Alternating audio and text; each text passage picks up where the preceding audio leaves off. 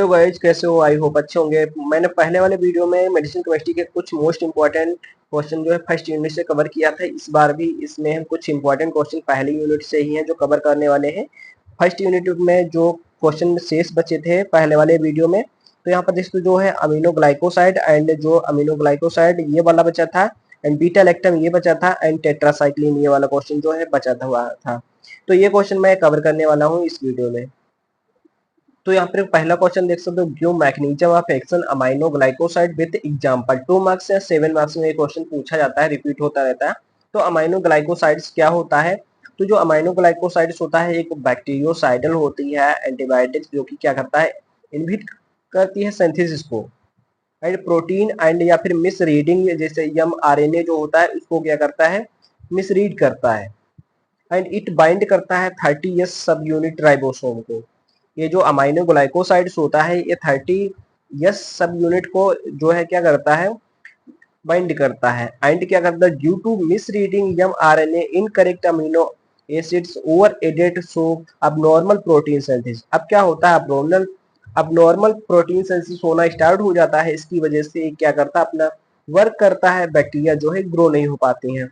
कौन कौन से इसमें जो अमाइनो ग्लाइकोसाइड्स में एग्जांपल होते हैं, जैसे एग्जांपल स्ट्रेप्टोमाइसिन हो गया, केनामाइसिन हो गया, जेंटामाइसिन हो गया, मेकासिन, नियोमाइसिन, ये कुछ एंटीबायोटिक्स देखने को मिलती हैं। एंड अब हम बात करेंगे क्वेश्चन नंबर सेकंड की, सार of tetracycline and mechanism of action with drug example. तो सबसे पहले टेट्रासाइक्लिन की बात करें तो टेट्रा माने होता है 4 एंड साइक्लिन माने होता है साइक्लिक या फिर रिंग।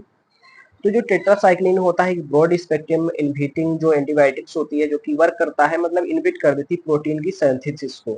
एंड कंटेन रहते हैं इसमें 4 cyclic ring in their structure. इसमें 4 जो साइक्लिक रिंग होते हैं, अभी हम इसको स्ट्रक्चर दिखाएंगे आपको।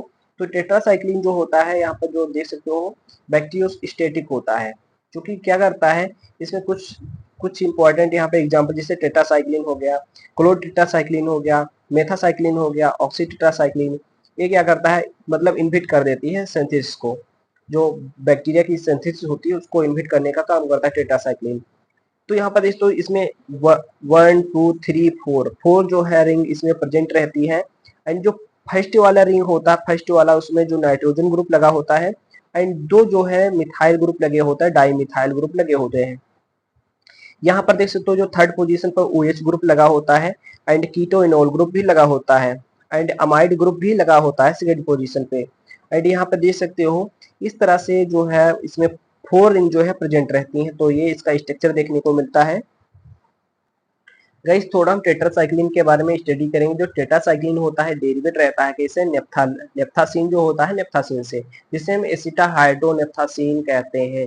एंड व्हिच अमाइड ग्रुप जो इसमें अटैच रहता है। अमाइड ग्रुप जो होता है नेसेसरी किस लिए रहता है कि जो इसमें एक्टिविटी होती है रिमूव सो एक्टिविटी डिक्रीज हो सके। एंड यहाँ पर देखो C2 एंड CH3 जो कीटोइनोल ग्रुप होता है ये भी एसेंशियल रहता है एक्टिविटी के लिए। एंड डाई मिथाइल ग्रुप जो 2 मिथाइल ग्रुप लगे होते हैं वो भी क्या करते हैं, नेसेसरी होते हैं, जो कि रिमूव हो सके, एक्टिविटी डिक्रीज हो सके। एंड सब्स्टिट्यूट जो होते हैं C5 जो पोजीशन होता है OH जिसे पोलर ग्रुप कहते हैं, एंड प्रोड्यूस करता है जो कि वाटर सोलेबल ड्रग्स हो, जो मतलब ये जो है वाटर के साथ हम मतलब यूज कर सकते हैं, इसलिए जो है OH ग्रुप इसमें भी लगा रहता है, जिसे हम मेथासाइक्लिन भी कहते हैं। एग्जाम्पल की बात करें, एंड नेक्स्ट यहाँ पर देख सकते हो जो if R3 equal to CH2 जो होता है वो एंटीबैक्टीरियल एक्टिविटी के लिए जो है इंक्रीज होता रहता है। अगर ये ना हो तो इसमें R3 पोजीशन पे अगर CH2 ना हो तो इसमें जो है एंटीबैक्टीरियल जो एक्टिविटी होती है उसको इंक्रीज कौन करेगा, इसलिए जो है लगा होता है। सब्स्टिट्यूशन एट सी जो 7 पोजीशन होता है इलेक्ट्रॉन विड्रॉइंग ग्रुप लगा होता है, जो कि क्या करता है, इंक्रीज कर देता है क्या, एक्टिविटी को। एंड जो एलिसाइक्लेट जो एल्किलेशन जो होता है C11 पोजीशन में, कार्बन 11 पोजीशन जो होता है लॉस इफेक्टिव होता है, मतलब लॉस एक्टिविटी होती है, डिक्रीज कर देते हैं ड्रग्स की कंसेंट्रेशन को। एंड नेक्स्ट हम बात करते हैं फोर्थ रिंग की। तो फोर्थ रिंग में क्या होता है, मस्ट भी एरोमेटिक होती है, जो कि चेंजेड रहती है, सो एक्टिविटी जो है डिक्रीज कर देता है।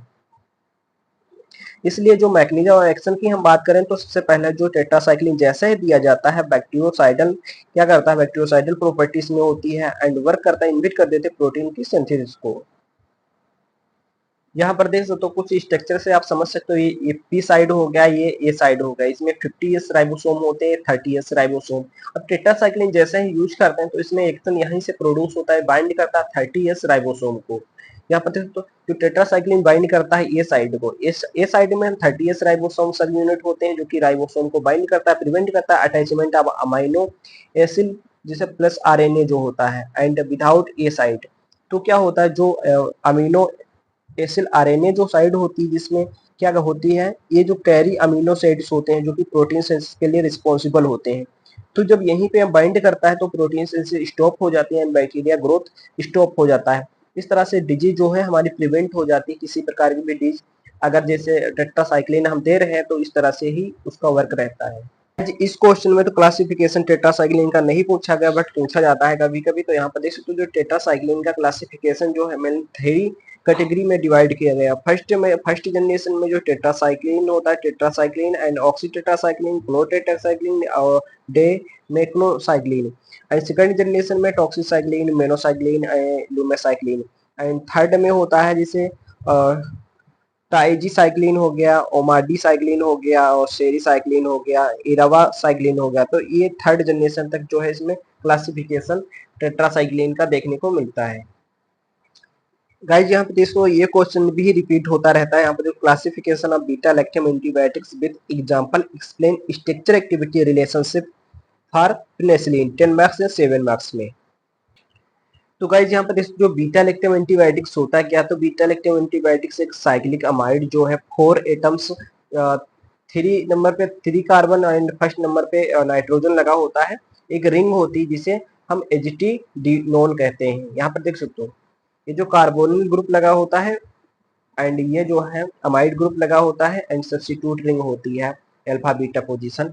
एंड यहाँ पर जो बीटा लैक्टम होता है एक क्लास ऑफ ड्रग्स एंटीबायोटिक्स होती है जो कि व्हिच कंटेन करती है बीटा लैक्टम रिंग से। मिलनी क्या होती है, गिव्स दी जाती है, दे रिएक्शन इनहिबिट करती है सेल वॉल सिंथेसिस को। इसमें क्या होता है, जो बैक्टीरिया की सेल वॉल सिंथेसिस होती है उसको ही मिलनी इनहिबिट करती है बीटा लैक्टम एंटीबायोटिक्स। इसमें कौन कौन सी जो एंटीबायोटिक्स देखने को मिलती है, एग्जाम्पल जैसे पेनिसिलिन हो गया, सेफेलोस्पोरिन हो गया, मोनोबैक्टम्स हो गया एंड कार्बापेनिम हो गया। ये जो सारे डेरिवेटिव होते हैं पिनिम्स के, किसके, पीनेम्स के डेरिवेटिव होते हैं। तो यहाँ पर इसको गाइज यहाँ पर जो है पेनिसिलिन होता है, पेनिसिलिन ये जो है पेनिसिलिन का स्ट्रक्चर होता है जिसमें ये 2 मिथाइल ग्रुप लगे होते हैं, कार्बोक्सिलिक ग्रुप लगा होता है, फर्स्ट पोजीशन पे सल्फर ग्रुप लगा होता है एंड जो स्टील ग्रुप भी 7 पोजीशन पर लगा होता है। तो इस तरह से ये जो स्ट्रक्चर इसका देखने को मिलता है पेनिसिलिन का। ये देखिए स्ट्रक्चर यहाँ पर स्टील ग्रुप लगा होता है and nitrogen sulphur and carboxylic group लगा होता है। सेफेलोस्पोरिन्स जो होता है ये सेफेलोस्पोरिन्स का स्ट्रक्चर देखने को मिलता है एंड यहाँ पर कार्बापिनेम होता है एंड ये मोनोबैक्टम्स होते हैं, ये स्ट्रक्चर मोनोबैक्टम्स का है। तो इस तरह से ये जो क्लासिफिकेशन की बात करें बीटा लैक्टम्स क्लासिफिकेशन में कौन कौन से क्लासिफाइड होते हैं, तो ये जो है कुछ generation first penicillin, cephalosporin, carbapenems and monobactams. And यहाँ पर जो देख सकते हो जो सेफेलोस्पोरिन्स होता है वो 5th जनरेशन में 5th कैटेगरी में इसको डिवाइड किया गया है। एंड यहाँ पर तो 4th एंड 5th मतलब दोनों एक ही में होती हैं। तो यहाँ पर तो जो पेनिसिलिन होते हैं इसमें कौन कौन सी होती हैं, पेनिसिलिन में देखने को मिलते हैं पेनिसिलिन जी हो गया, पेनिसिलिन बी हो गया, पेनिसिलिन हो गया और मेथिसिन हो गया एंड नेप्सिलिन हो गया, ऑक्सासिलिन हो गया, क्लोक्सासिलिन, डाइक्लोक्सासिलिन, अमोक्सिसिलिन, कार्बेनिसिलिन और पिपेरासिलिन हो गया, टाइकारसिलिन हो गया। एंड बात करते हैं सेफेलोस्पोरिन, ये जो है 4th या 5th जनरेशन में डिवाइड किया गया है। फर्स्ट जनरेशन में एम्पिसिलिन हो गया और सेफाडॉक्सी हो गया, सेफाराडीन हो गया, सेफापीरिन हो गया। सेकेंड जनरेशन में सेफाजोलिन हो गया, सेफामोंडोल हो गया, सेफोनिसिड हो गया, सेफोरोक्सिन हो गया। थर्ड जनरेशन में सिफिक्जिम हो गया एंड सेफ्ट्राजोन हो गया एंड सेफोपेराजोन हो गया एंड सेप्टाजिडीन हो गया, जिजीन सेप्टाजिडीन हो गया। तो ये सारी जो देखने को मिलती हैं। एंड 5th 4th की बात करें तो सेफीपीम हो गया एंड सेप्टापीपोय हो गया एंड सेफीपीरोम हो गया, सेप्क्यूनोन हो गया। तो इस तरह से बात करते हैं कार्बापिनिम्स की, तो इसमें बायोपिनिम हो गया, इटापिनिम हो गया एंड डोरिपिनिम हो गया, एमिपिनिम हो गया, पेनिपिनिम हो गया। एंड मोनोबैक्टम्स में आती हैं एजिटियोनैम हो गया, टाइजीमोनैम हो गया एंड काउमोमोनेम हो गया एंड नोकोडिसिन हो गया। तो कारोमोनेम एंड नोकोडिसिन ये एजिटिन एंड पैजीमोनेम ये सारी जो माइनोबैक्टीरियम्स के अंतर्गत आती हैं। तो इस तरह से क्लासिफिकेशन जो है फाइनली जो है देख सकते हो, थोड़ा याद करना डिफिकल्ट है, बट जो हम याद कैसे करेंगे, एक ट्रिक बनाएंगे उसके फॉर्म में हम याद कर सकते हैं। अब गाइज हम बात करते हैं mechanism of action beta lactam. तो इसमें penicillin, cephalosporin, beta lactam inhibitors, monobactams. तो फर्स्ट है, आज जितनी भी बीटा लैक्टम्स एंटीबायोटिक्स होती हैं वो बैक्टीरियोसाइडल प्रॉपर्टी में होती हैं। तो क्या करती है, इनहिबिट करती है protein synthesis of bacteria. And इसमें जो कॉज करता है लाइसिस ऑफ बैक्टीरिया। जो सेल वाल होते हैं, सेल वाल इज मेड ऑफ बने होते हैं टू कंपोनेंट्स। फर्स्ट है शुगर बैकबोन, इसे हम ग्लाइकोल प्लस पेप्टाइड चैन, जिससे शॉर्ट चैन या फिर अमाइनो एसिड की चैन भी कहते हैं। एंड नेक्स्ट हम बात करते हैं, यहाँ पर देख सकते हो ये जो होता है इसमें आउटर मेम्ब्रेन जो होती है ओनली ग्राम नेगेटिव बैक्टीरिया होती हैं। Cell wall peptidoglycan and cytoplasmic membrane and penicillin binding. तो इस तरह से यहीं पर ही बाइंड करती है। यहाँ पर देख सकते हो कुछ इस तरह से स्ट्रक्चर बनाना है आपको। यहीं पर जो है पेनिसिलिन बाइंडिंग करती है प्रोटीन PBSP। तो पेनिसिलिन बाइंडिंग प्रोटीन यहीं पर जो है बाइंड करती है। एंड यहाँ पर देख सकते हो ये जो इसमें प्रोटीन होती है ग्लाइकोन, एंड इस तरह से it contain enzyme transpeptidase and carboxypeptidase enzyme जो रहते हैं, इसमें कुछ एंजाइम्स दो रहते हैं। एंड नाउ अब क्या होता है, दीज एंजाइम्स आर रिस्पॉन्सिबल रहते हैं ट्रांसपेप्टाइडेशन के लिए। देन क्या होता है, क्रॉस लिंकिंग होती है between peptide chain and form the rigid and strong cell wall. After then क्या होता है, नाउ ऑल जितनी भी बैक्टीरिया हेपेरोस्मोटिक होती हैं, मींस अब्जॉर्ब करती हैं water inside the cytoplasmic reason.